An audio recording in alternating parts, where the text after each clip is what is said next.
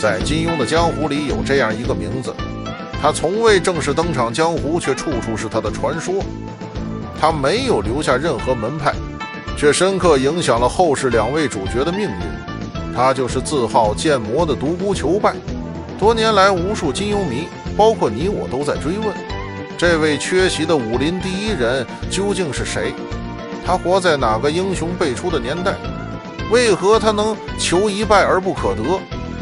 而他那套神乎其技的独孤九剑，又是如何跨越数百年时光传到令狐冲手上的？今天墨影校尉将化身为白晓生，整合所有正点线索与江湖秘闻，为您呈现一份关于独孤求败的终极考证报告。这将是我们距离这位千古剑魔最近的一次。第1章，正点的基石，剑种一刻。纵横江湖30余载，杀尽仇寇奸人，败尽英雄豪杰，天下更无抗手。生平求一敌手而不可得，成寂寥难堪也。这段独白铸就了他无敌与寂寞的形象，而种中的4柄剑更是他一生武学与心境的演进史诗。第1境利剑，凌厉刚猛，无坚不摧，这是少年意气，追求的是锋芒毕露的胜利。第2境软剑，误伤意识，不降乃气之深谷，这是他人生的转捩点，是从追求技巧到反思武力伦理的道德觉醒。第3境重剑，重剑无锋，大巧不工，这是返璞归真，是从倚仗利器到回归自我内力的哲学飞跃。第4境无剑，不至于物，草木竹石均可为剑，这是人剑合一，是武学的终极哲思。这4重境界为我们勾勒出一个清晰的轮廓，但一个核心问题也随之而来，这位达到了无间境界的宗师究竟身处哪个时代？第2章，时代的坐标，天龙后射雕前。根据杨过的推断，独孤求败活跃的年代最可能是在北宋末年至南宋初年，这是一个非常巧妙的时间夹缝，一个武林高手的真空期。当他横行天下时，天龙8部的英雄时代刚刚落幕，而射雕英雄传的五绝时代尚未开启。他的求一败而不可得并非夸饰，而是在一个时代交替的夹缝中最真实的寂寞。时代的谜团解开了，但一个更大的悬念浮现，这位身处真空期的无敌剑客究竟是谁？第3章，身份的密令，多重宇宙的可能性。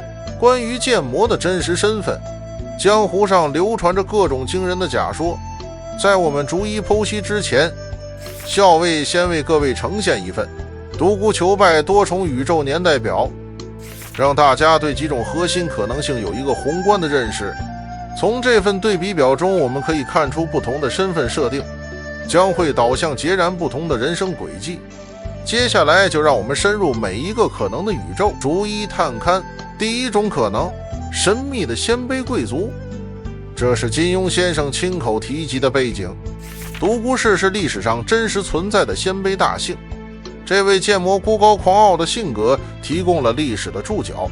第2种可能，厌倦权力的大理太祖段思平，这是一个极为大胆的猜想，却在时间线上惊人的吻合。段思平建立大理国，正值5代10国的乱世，符合与和硕群雄争锋的背景。若他是段氏先祖，自然不会与天龙中的后辈交手。这个猜想将一位开国皇帝变成了一位追求武道巅峰的哲人。第3种可能，来自西域的断剑大师霍山，这是一个基于物质证据的猜想，线索就藏在他那柄著名的玄铁重剑里。在100年后的《倚天屠龙记》中，谢逊曾提及，只有西域的大师才懂得玄铁的锻造之法，其中波斯明教的创始人霍山造诣最深。这位独孤求败的玄铁来源提供了最合理的解释，甚至暗示他可能就是霍山本人或其弟子。但这个猜想最大的矛盾在于，如果剑魔来自西域，为何他的武学哲理又深得大巧不工这种中原道家的精髓呢？对于这一点，校尉保留一些看法，日后展开来聊。然而以上几种猜想都无法完美解释所有矛盾，而校尉在10多年前对剑魔的解读，今天也提出来和各位大侠聊聊，也是我们认为最接近真相的终极解读。第4种可能，作者的化身金庸本人。这套理论认为独孤求败的4重剑境正是金庸先生本人写作生涯的隐喻。利剑七对应他50年代初入江湖，以书剑等作在新派武侠中锋芒毕露。阮剑七对应他60年代创办明报，因某些争议社论与主流思潮碰撞，正应误伤意识之说。重剑七对应他写出天龙笑傲，文风大气磅礴，思想深邃。无剑七则对应他完成《鹿鼎记》后封笔，其江湖地位已无需再用新作证明。这个理论完美解释了独孤求败为何能跨越时空，因为作者的精神本就俯瞰着他所创造的每一个时代。然而独孤求败那份无敌的寂寞，其最直接的灵感或许并非来自文学，而是现实。金庸先生曾坦言，他一生最佩服的金人便是围棋大师棋圣吴清源。这位现实中的宗师在击败所有同时代的顶尖棋手后，曾于自传中感慨，寻遍天下也找不出能与我相抗衡的合适对手。这份心境与独孤求败生平求一敌手而不可得的悲叹如出一辙。可以说独孤求败的精神内核正是金庸先生为一位现实天才的终极孤独所创造的文学化身。在解开最终谜题之前，让校尉带大侠们回顾一下剑魔的各种身份猜想。他是金庸先生亲口承认的鲜卑贵族，还是粉丝推测的那位厌倦了权力从历史中消失的大理太祖段思平，以及波斯山中老人霍山的化身或徒弟，又或是坊间传说的慕容复或段誉之子呢？而他那份求一败而不得的终极孤独，其精神原型正来自于金庸先生最敬佩的棋圣吴清源。更深层次的解读则直指作者本人。独孤求败的4重剑境完美隐喻了金庸先生从锋芒毕露到封笔归隐的写作人生。身份之谜解开了，但最后一个技术问题依然存在。既然剑种无剑谱，风清扬的独孤九剑从何而来？长寿亲传论需要剑魔活足足380年，这已是修仙，可能性极低。而杨过代创论又与笑傲江湖的原文直接冲突，因此最合理的解释只能是间接传承论。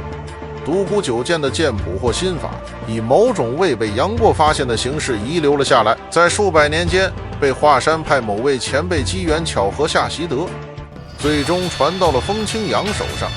这个空白正是江湖传说最迷人的地方。当我们回过头来重新审视这位千古剑魔，他的时代是一场完美的错过，他的身份是作者投射自身的倒影，他的传承是一段刻意留白的谜团。金庸先生的高明之处就在于他从未想过要给我们一个标准答案。独孤求败的魅力恰恰就在于他的缺席，他不仅是一个武功盖世的高手，更是一个象征，一个关于无敌与寂寞的永恒哲学命题。他留给江湖的不仅是无敌的神话，更是一个关于目标对手与存在意义的终极追问。他的传奇正因谜团而生，更因谜团而不朽。江湖很大，不止金庸。这次的探寻就到这儿，各位英雄好汉，如果觉得这番见闻还算有趣，不妨点个赞。我们是摸影校尉，咱们青山不改绿水长流，下回见。